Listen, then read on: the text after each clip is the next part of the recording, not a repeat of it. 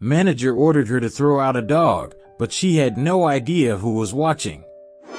I said, "Put that dog outside or you're out of here."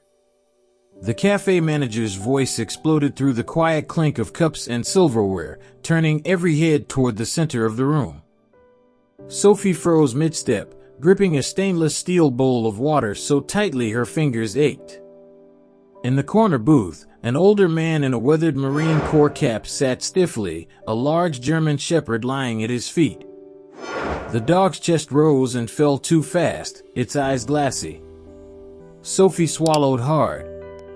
"It's a service dog," she said, voice trembling but firm.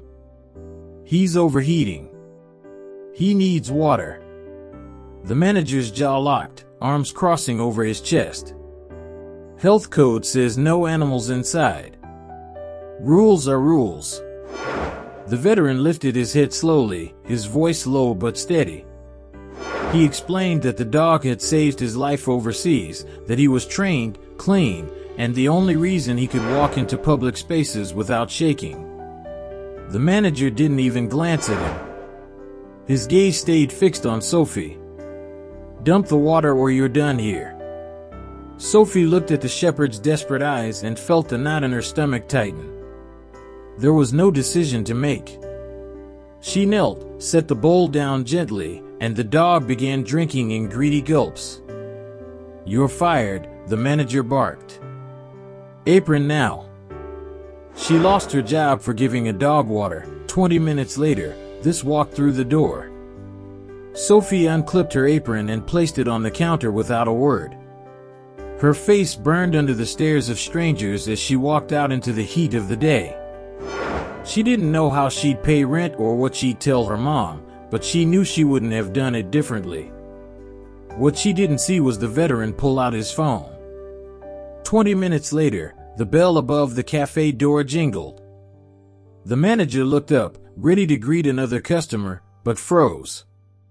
Filling the doorway stood half a dozen Marines in full dress blues, white caps aligned, medals gleaming. At their head was a broad-shouldered colonel whose stance commanded the room. "Where's the girl?" he asked, calm but with a weight like a hammer. The manager stammered something about breaking health code. The colonel's tone sharpened. "That girl showed more honor in one act than you've shown in your entire career."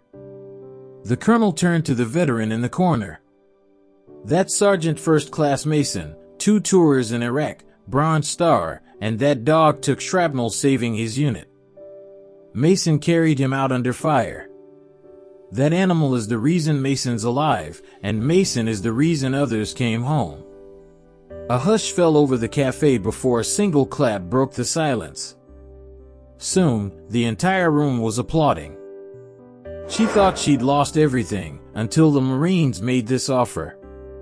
Outside, Sophie sat on the curb, staring at the ground. She didn't notice the shadow until it stretched across her. "Miss," the colonel's voice was deep but gentle.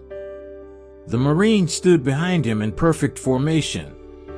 "On behalf of the United States Marine Corps, thank you for what you did today." Sophie shook her head. "I just gave a dog some water." "No," the colonel said, "you stood up for one of our own when it mattered." Mason stepped forward, the shepherd at his side.